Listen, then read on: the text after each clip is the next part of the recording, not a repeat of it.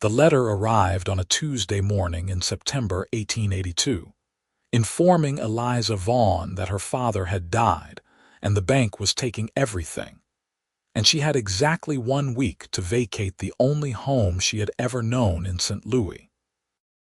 She stood in the empty parlor, watching men carry out her mother's piano, her father's books, every stick of furniture that held a memory, and she understood with crystal clarity that she had nothing left in this world except a horse. Not even a practical horse, not a sturdy gelding or a reliable mare, but a 3-year-old filly with legs too long and a temperament too wild, a horse her father had bought in a moment of optimism before his business collapsed, a horse he had named Hope because he believed things would get better. They had not gotten better.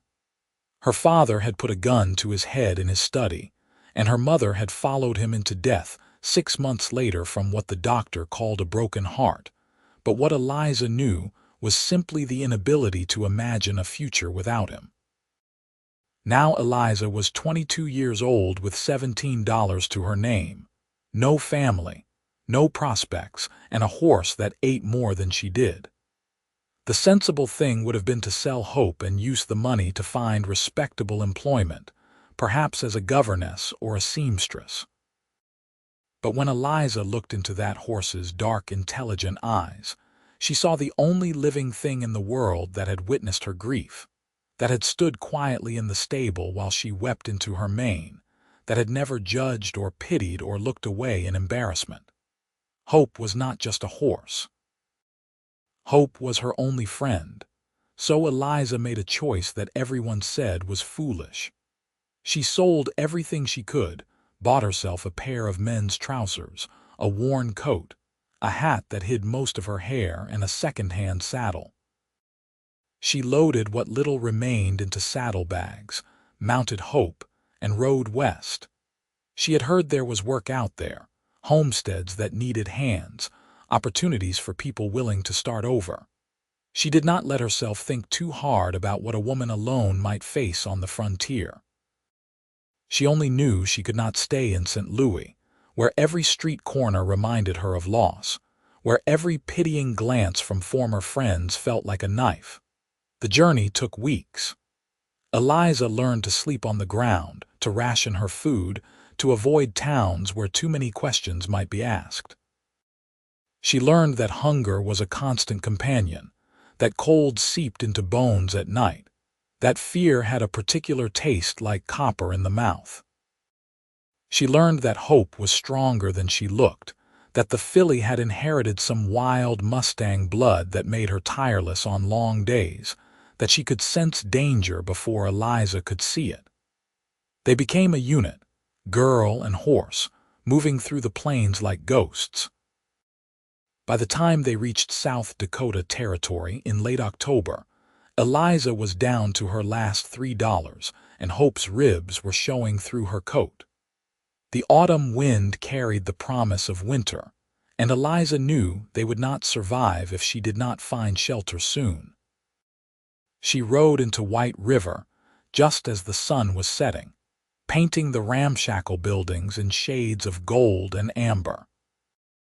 It was not much of a town, just a main street with a general store, a saloon, a smithy, and a handful of other structures that looked like they had been thrown together with optimism and desperation. But it was civilization, and Eliza was so tired she could barely sit upright in the saddle. She dismounted in front of the general store, her legs nearly buckling when her feet hit the ground. Hope nickered softly, pressing her nose against Eliza's shoulder, and Eliza leaned against her for a moment, gathering strength. Then she tied Hope to the hitching post and walked inside, trying to project a confidence she did not feel. The man behind the counter was elderly with a white beard and suspicious eyes. He looked her up and down, taking in her men's clothes, her too thin frame, her dusty face. "Help you?" "I am looking for work," Eliza said, keeping her voice low, trying to disguise the feminine pitch. "Any kind of work. I can handle horses, mend fences, whatever needs doing." The old man snorted. Everybody is looking for work. Winter is coming and folks are hunkering down, not hiring. He paused, studying her more closely. You running from something, boy? Eliza felt heat rise in her cheeks but kept her expression neutral. Just looking for a fresh start. Ain't we all? The man muttered. He turned away, dismissing her, and Eliza felt panic rise in her throat.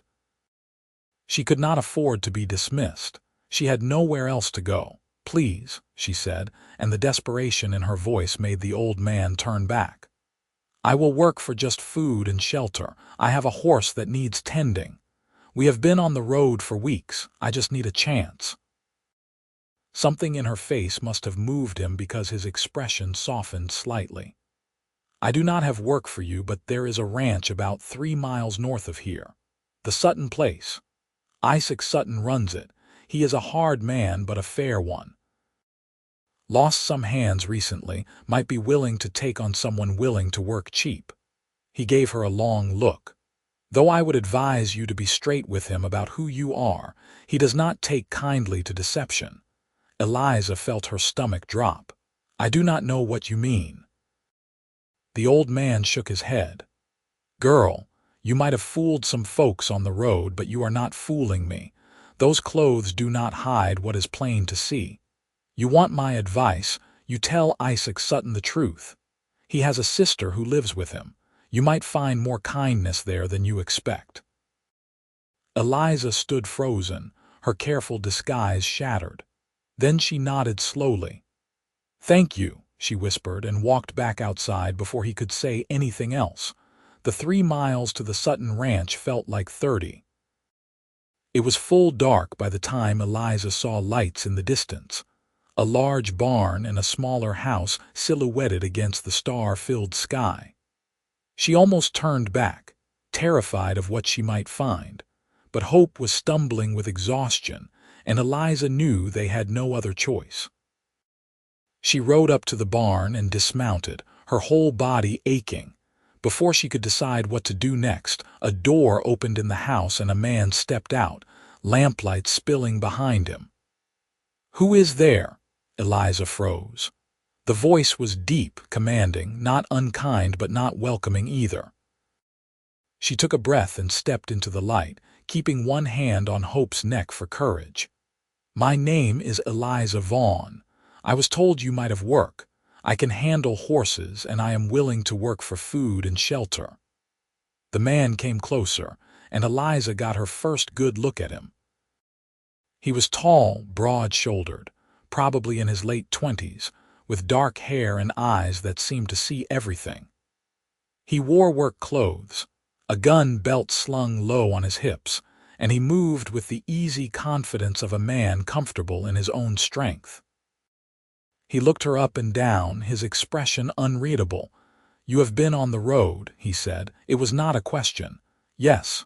Where from? St. Louis. His eyebrows rose slightly. That is a long way. His gaze shifted to Hope, and something changed in his expression. He walked over to the horse, running his hands over her with a practiced touch, checking her legs, her back, her condition. She is half-starved. We both are, Eliza said quietly. Isaac Sutton looked at her then, really looked at her, and Eliza saw something shift behind his eyes. Not pity exactly, but understanding. I do not usually hire women for ranch work, he said slowly. It is hard labor, long hours, and some of the men in town would have things to say about it. I am not afraid of hard work, Eliza said, lifting her chin, and I do not care what people say. He studied her for a long moment. Why just you and the horse? Where is your family? Dead, Eliza said flatly. It is just me and Hope now. Hope, he repeated, looking at the filly again. That is her name. Yes, something softened in his face. All right, Miss Vaughn. I will make you a deal. You can stay in the barn for tonight, get yourself and your horse fed and rested. Tomorrow morning we will talk about work. If you are still here, and if you can handle what I ask of you, you can stay on. Fair enough. Eliza felt tears prick her eyes but blinked them back furiously. More than fair. Thank you. Isaac nodded. "Come on, I will show you where things are." He led her into the barn, which was warm and clean, smelling of hay and horses. There were 6 stalls, 3 of them occupied by sturdy working horses who looked up with mild interest. "You can put your horse in the end stall there. Feed is in the bin, water pump is outside. There is a tack room in the back with a cot. It is not much, but it is warm and dry." "It is perfect," Eliza said, and meant it. Isaac showed her where everything was, then paused at the barn door. "There is stew left from supper. I will bring you some." "You do not have to. You said you were starving. I am not going to let you go hungry on my property." He said it matter-of-factly, then walked back toward the house. Eliza stood in the warm barn, breathing in the smell of horses and hay, feeling Hope's soft nose against her palm, and for the first time in months, she felt something that might have been Hope itself. Isaac returned 20 minutes later with a bowl of stew, a chunk of bread, and a jar of milk. He also brought a bucket of warm mash for Hope. "My sister made extra," he said, handing Eliza the food. "She insists you come up to the house for breakfast in the morning, 6 o'clock sharp." Eliza nodded, too overwhelmed to speak, and Isaac left her alone. She fed Hope first, waiting until the filly was eating contentedly before she allowed herself to touch her own food. The stew was rich and thick, full of meat and vegetables, and Eliza ate slowly, savoring every bite. When she finished, she settled Hope for the night, brushing her coat until it gleamed, talking to her softly. "We made it," she whispered, pressing her forehead against Hope's neck. "We are going to be all right." The cot in the tack room was narrow but clean, with 2 wool blankets folded at the foot. Eliza lay down fully clothed, too tired to do more than pull the blankets over herself. She fell asleep to the sound of horses breathing, to the warmth of the barn, to the knowledge that for the first time in a long time, she and Hope had shelter. She woke to gray dawn light filtering through the barn windows and the sound of a rooster crowing. Her body ached in every muscle, but she forced herself up, splashed cold water on her face from the pump, and did her best to make herself presentable. Then she checked on Hope, who seemed brighter already, and walked up to the house. Isaac answered her knock, looking as though he had been awake for hours. "Come in. My sister is Sarah. She is looking forward to meeting you." The house was small but well kept, with a kitchen that smelled like coffee and bacon. A woman who looked to be in her mid-20s stood at the stove, and when she turned, Eliza saw she had the same dark eyes as Isaac but a softer face, a quicker smile. "You must be Eliza," Sarah said warmly. "Sit down, please. Breakfast is almost ready." Eliza sat at the rough wooden table, feeling awkward and out of place. Isaac poured her coffee, and Sarah set a plate in front of her loaded with bacon, eggs, and biscuits. It was more food than Eliza had seen in weeks, and she had to force herself to eat slowly, to not wolf it down like an animal. "Isaac says you rode all the way from St. Louis," Sarah said, sitting down across from her. "That is incredible." "It was necessary," Eliza said quietly. Sarah nodded, understanding in her eyes. "Well, you are here now. That is what matters." She glanced at Isaac. "Have you told her about the work?" "Not yet," Isaac said. He turned to Eliza. "I run a horse ranch. Mostly I break and train horses for sale, some breeding, some boarding. I also have a contract with the Army to provide mounts. It is good work, but it is demanding. I need someone who can handle horses, clean stalls, mend tack, help with training when needed. The pay is not much, but you will have room and board, and you will be treated fairly." "I can do all of that," Eliza said. "We will see," Isaac said, but not unkindly. "Finish your breakfast, then meet me in the barn. We will start with the morning routine." The work was harder than anything Eliza had ever done. Isaac started her on mucking stalls, which left her shoulders screaming and her hands blistered. Then he had her haul water, repair a broken fence rail, and help him work with a young gelding who was still learning to accept a saddle. By noon, Eliza was exhausted, but she kept going, driven by the knowledge that if she failed, she and Hope would be back on the road with nowhere to go. Isaac watched her quietly, not offering help but not criticizing either. When she struggled to lift a heavy bucket, he simply waited until she figured out a better way to do it. When she nearly lost her grip on the gelding's lead rope, he stepped in calmly, showed her a better technique, then stepped back and let her try again. By the time the sun was setting, Eliza could barely stand. Her whole body hurt, her hands were bleeding, and she was covered in dirt and sweat.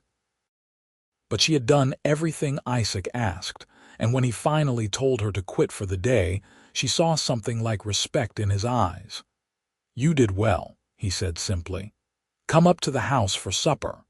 Over the next few weeks, Eliza settled into a routine. She rose before dawn, tended to Hope, then spent the day working alongside Isaac. The work was grueling, but Eliza found she loved it. She loved the horses, their strength and their gentleness, the way they responded to patient handling. She loved the physical exhaustion that left no room for grief. She loved the way Hope grew sleek and healthy on good feed and regular care, and she was surprised to find that she loved Isaac's quiet company. He was a man of few words, but when he spoke, it was with purpose.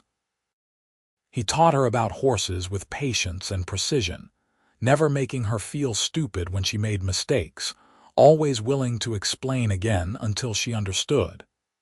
He was demanding but never cruel, expecting excellence but acknowledging effort.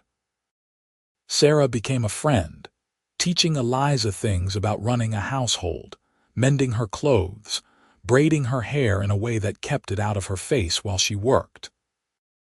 Over suppers in the warm kitchen, Eliza learned that Isaac and Sarah had come west 5 years ago after their parents died, that Isaac had built the ranch from nothing, that he had a reputation for being one of the best horsemen in the territory. "He is hard on himself," Sarah said one evening when Isaac was out in the barn checking on a mare about to foal. "He thinks he has to prove something, has to be twice as good to be taken seriously. But he is a good man, Eliza, one of the best I have known." Eliza nodded, thinking about the way Isaac had given her a chance when anyone else would have turned her away, the way he had made room in his barn for both her and Hope, the way he treated her like a person, not a charity case. Winter came hard and fast in early December, bringing snow and brutal cold. The work became even more difficult, breaking ice on water troughs, keeping the barn warm enough, making sure the horses stayed healthy. But Eliza and Isaac worked together seamlessly now, anticipating each other's needs, communicating with glances and gestures as much as words. One night, a blizzard rolled in with terrifying speed.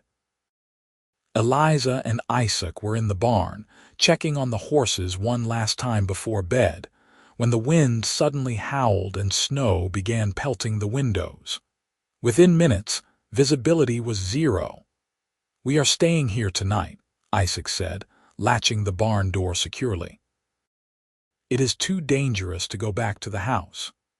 They settled in the tack room, which was small but warm from the body heat of the horses. Isaac lit a lantern and they sat on the floor, backs against the wall, listening to the storm rage outside. "Are you warm enough?" Isaac asked. "Yes," Eliza said. Though she was shivering without a word, Isaac shrugged off his heavy coat and draped it over her shoulders. It smelled like leather and horse and something else, something uniquely him, and Eliza felt warmth spread through her that had nothing to do with the coat. "Tell me about St. Louis," Isaac said quietly. "What was your life like before?" Eliza hesitated, then began to talk. She told him about her father's business, about the slow collapse, about the funeral and the emptiness that followed.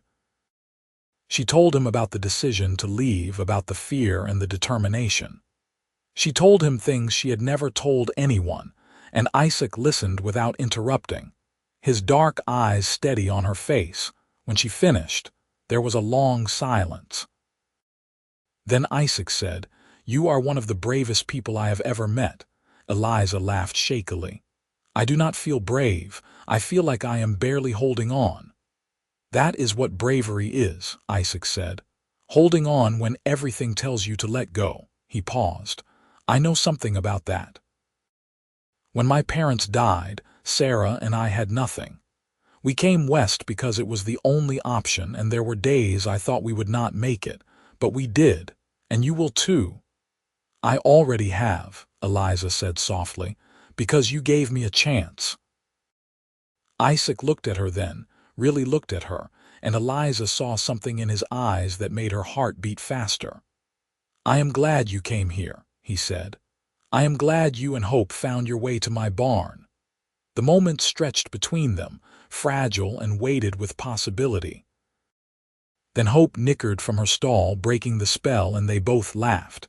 "She knows we are talking about her," Eliza said. "She is a smart horse," Isaac agreed. "You trained her well." "My father started her," Eliza said, "before everything fell apart.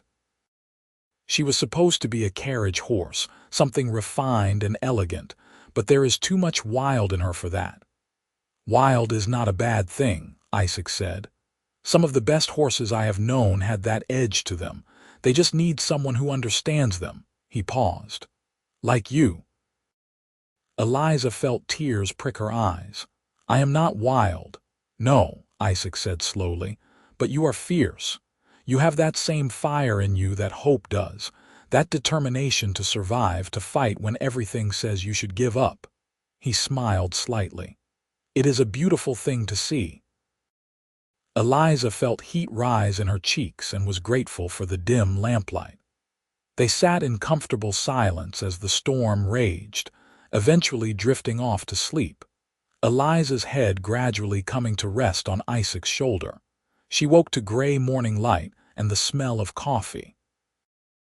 Isaac was already up, feeding the horses, and when he saw her stirring, he smiled.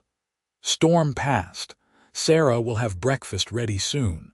But something had shifted between them, an awareness that had not been there before. Eliza found herself watching Isaac as he worked, noticing the strength in his hands, the way he moved with such confidence. She found herself looking for excuses to be near him, to work alongside him, to hear his voice. Christmas came, and Sarah insisted on making it special despite the harsh winter. She baked pies and roasted a chicken, and after supper, Isaac produced a small carved wooden horse he had made for Eliza. "I noticed you did not have anything," he said, almost shyly. "Thought you might like this." Eliza held the carving carefully, marveling at the detail, the way he had captured the spirit of a horse in wood. "It is beautiful," she whispered. "I do not have anything for you." "You have given me plenty," Isaac said. "Your hard work, your dedication to the horses, that is gift enough." But Sarah was looking between them with knowing eyes, and later, when Eliza helped with the dishes, she said, "He cares for you, you know." Eliza's hand stilled in the soapy water. "We are friends." "You are more than that," Sarah said gently. "I see the way he looks at you. The way you look at him. I am not blind, Eliza." "Even if that were true," Eliza said quietly, "it does not matter. I am his employee. I have nothing to offer him." "You have yourself," Sarah said, "and that is everything." But Eliza could not let herself hope. She had learned too well that hoping led to heartbreak, that building a future on dreams was dangerous. She focused on the work, on learning everything Isaac could teach her, on making herself indispensable so he would have no reason to send her away. In January, a man rode in from town with news that there was a horse auction coming up in Rapid City, and buyers would be looking for quality stock. Isaac decided to take 3 of his best trained horses, and he asked Eliza to come with him to help manage them. "It is 3 days' ride there, 2 days for the auction, 3 days back," he said. "Sarah will stay here and manage things. Are you up for it?" "Yes," Eliza said immediately. They set out on a cold February morning, leading the 3 sail horses and Hope, who Eliza refused to leave behind. The journey was hard, camping under stars, pushing through snow, but Eliza loved every minute of it. She loved being out in the open country, loved working alongside Isaac, loved the easy conversations they had around the campfire at night. On the second night, as they sat watching the flames dance, Isaac said, "I have been thinking about expanding the ranch, maybe buying some more land, increasing the breeding program. But I would need help, someone I could trust to manage things when I am away." He glanced at her. "Someone like you." Eliza's heart leaped. "You want me to stay, not just as hired help, but as a partner?" "Something like that," Isaac said carefully. "You have proven yourself 10 times over, Eliza. You are the best hand I have ever had. But more than that, you understand the horses, you care about them the way I do. I would be proud to have you as a partner in this." "Isaac," Eliza said, and her voice broke. "I do not have money to invest. I cannot be a real partner." "You have invested something more valuable than money," Isaac said. "Your time, your effort, your heart. That is worth more to me than gold." They looked at each other across the fire, and Eliza saw in Isaac's eyes the same longing she felt. But neither of them moved, both too afraid of what it might mean, what it might cost if they were wrong. The auction in Rapid City was a success. All 3 of Isaac's horses sold for excellent prices, and several buyers asked if he had more stock available. On the ride home, Isaac was in high spirits, already planning how to invest the profits.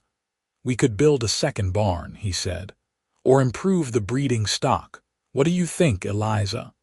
"I think you should do what feels right," Eliza said. "You have built something incredible, Isaac. You should be proud." "We have built something incredible," Isaac corrected. "You are part of this now, Eliza. I want you to know that." They arrived back at the ranch to find Sarah waiting with news. A letter had arrived for Eliza from St. Louis from a lawyer. With shaking hands, Eliza opened it and read that a distant relative had contested the bank's seizure of her father's property, and there was a settlement waiting for her. Not enough to restore everything, but several $100s, enough to change everything. "This is wonderful," Sarah said, hugging her. "Now you have options, Eliza. You can do whatever you want." Eliza looked at Isaac, who was watching her carefully, his expression unreadable. "What will you do?" he asked quietly. "I do not know," Eliza said honestly. "I need to think." She spent that night in the barn with Hope, brushing the mare's coat over and over, trying to sort through her feelings. With money, she could leave, could start fresh somewhere else, could build a life that was truly her own. But the thought of leaving made her chest ache. This place, this ranch, had become home. Sarah had become family.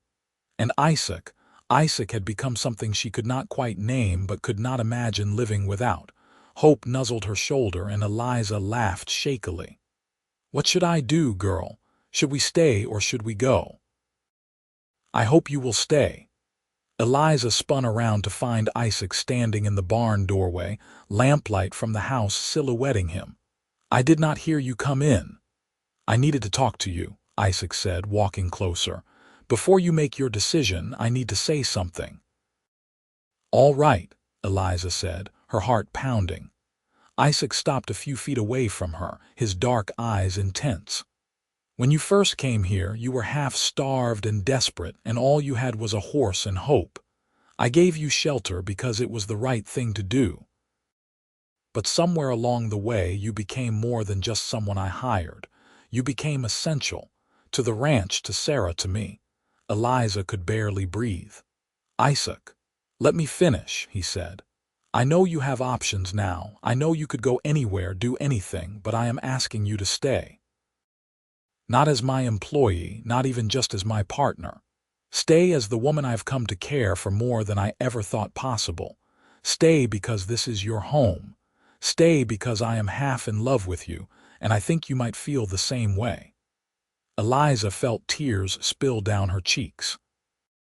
"More than half," she whispered. "I am completely in love with you, Isaac. I have been for months, but I was afraid to hope, afraid to believe this could be real." Isaac closed the distance between them in 2 strides, his hands coming up to cup her face. "It is real," he said fiercely. "This is the realest thing I have ever known." Then he kissed her, and Eliza felt something inside her break open, all the fear and grief and loneliness flooding out, replaced by joy so intense it hurt. She wrapped her arms around him, kissing him back with everything she had, and hope whinnied softly, as if giving her blessing. When they finally pulled apart, both breathing hard, Isaac rested his forehead against hers. "Marry me," he said. "Be my wife, my partner, my everything. Let us build this life together, you and me and hope and whatever else comes our way." "Yes," Eliza said, laughing and crying at the same time. "Yes, Isaac, 1,000 times yes." They were married in April, when the prairie was blooming with wildflowers and the air was soft with spring. Sarah stood with Eliza, and the circuit preacher performed the ceremony in the barn, with all the horses as witnesses. Eliza wore a simple dress Sarah had helped her make, and Isaac wore his best suit, and when they exchanged vows, Eliza felt her parents looking down, blessing this new beginning. With the settlement money, they expanded the ranch, building a second barn and buying more breeding stock. Eliza proved to have a gift for training young horses, especially the difficult ones, the wild ones that others had given up on. Word spread, and soon they had more business than they could handle. Hope produced her first foal in the summer of 1883, a strong colt with his mother's spirit and intelligence. Eliza cried when she saw him, remembering the day she had left St. Louis with nothing but desperation and a horse named after Hope. Now she had everything, a home, a family, a future built on love and hard work. Sarah eventually married a kind rancher from the next county over, and though she moved away, she visited often, always marveling at how much the ranch had grown. Isaac and Eliza worked side by side every day, their partnership in business matched by their partnership in life. They had their disagreements, their hard days, but they faced everything together, always coming back to the foundation of respect and love they had built. Their first child, a son, was born in February 1884, squalling and strong. They named him James, and Isaac cried when he held him for the first time. "I never thought I could have this," he said. "A family, a legacy, something to pass down. We built it together," Eliza reminded him. "Everything we have, we made it together." 2 years later, a daughter arrived, red-faced and determined.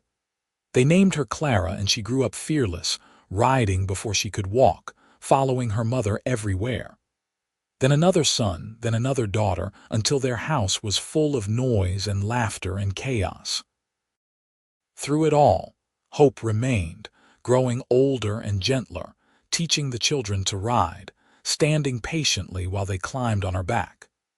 Eliza groomed her every evening, a ritual that connected her to that desperate young woman who had ridden into White River with nothing but a prayer.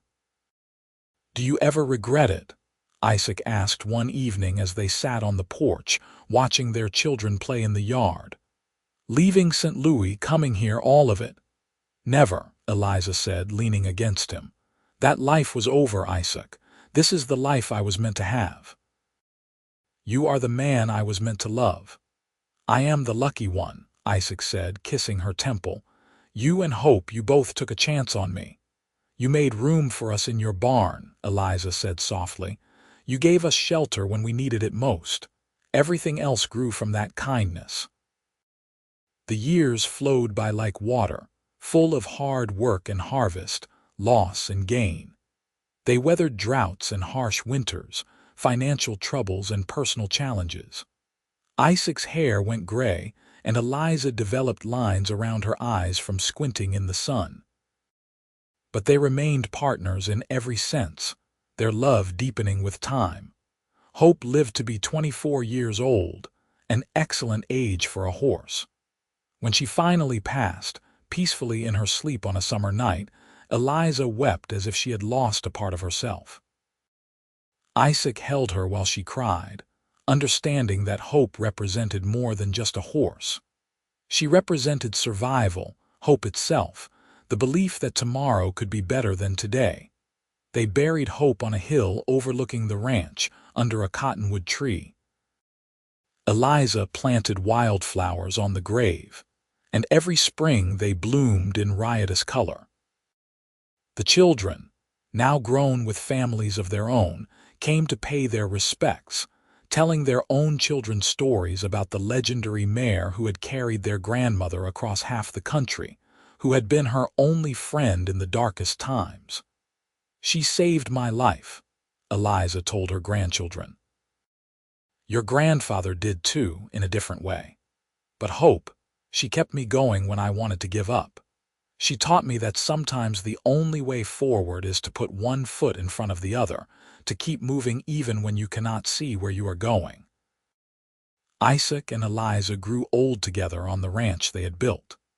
Their children took over more of the daily operations, but they still walked through the barns every day, still ran their hands over the horses, still found joy in the work they had loved all their lives. The ranch prospered under the next generation, but everyone agreed it was the foundation Isaac and Eliza had built that made it all possible. On their 30th wedding anniversary, Isaac gave Eliza a painting he had commissioned. It showed a young woman on a horse, riding toward a distant barn, the sky behind her dark with storm clouds but the barn lit with warm, golden light. It captured perfectly that moment when Eliza had first arrived, desperate and afraid but determined to survive. "This is who you were," Isaac said, "and who you still are, the bravest person I have ever known." "I am only brave because you gave me a reason to be," Eliza said, holding his hand. "You saw me when I was invisible. You made room for me when I had nowhere else to go. You loved me when I thought I was unlovable." "I loved you because you were impossible not to love," Isaac said. "From that first night, standing in my barn with your hand on your horse, asking for a chance, I knew then you were someone special." They sat together on the porch as the sun set over the land they had claimed, shaped and nurtured for 3 decades. The barn, expanded now to 3 times its original size, glowed in the evening light. Horses grazed in the pastures. Grandchildren played in the yard. Smoke rose from the chimneys of their children's houses scattered across the property. "We built something good," Eliza said. "We built something lasting," Isaac agreed. As darkness fell and stars began to appear, they remained on the porch.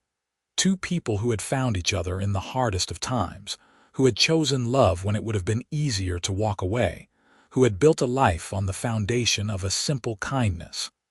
A cowboy who made room in his barn for a desperate woman and her horse. Their story became legend in White River, told and retold by generations.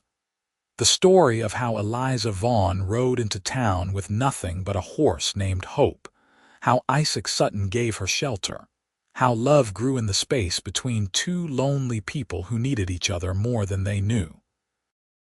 The ranch still stood, run now by great-grandchildren who carried the legacy forward, who understood that what their ancestors had built was more than just land and horses. It was proof that kindness matters, that taking a chance on someone can change everything, that hope is sometimes all you need to start building a future. Eliza and Isaac lived into their 80s, remarkable for the time and place. They died within 6 months of each other, neither able to bear much time without the other. They were buried on the hill beside Hope, under the cottonwood tree, looking out over the land they had loved. Their headstone was simple, bearing their names, dates, and a single line. They made room for each other and built a life of love.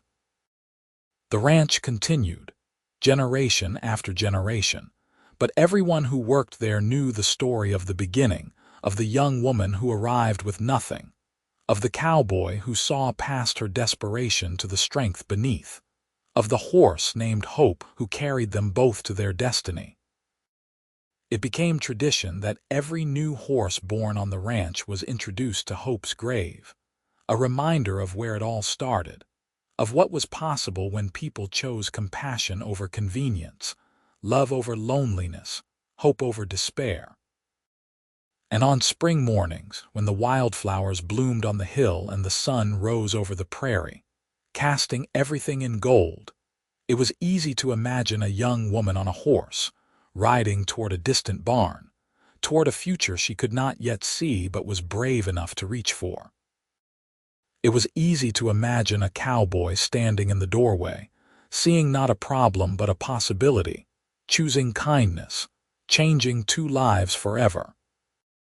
That was the story of how Eliza Vaughn found her home, how Isaac Sutton found his heart, how a horse named Hope carried them both to the life they were meant to live. It was a story of the Wild West, of survival and strength, but most of all, it was a love story. The kind that lasts forever, the kind that builds legacies, the kind that reminds us all that sometimes the most important thing we can do is make room in our lives for someone who needs us. Because in doing so, we might just save each other.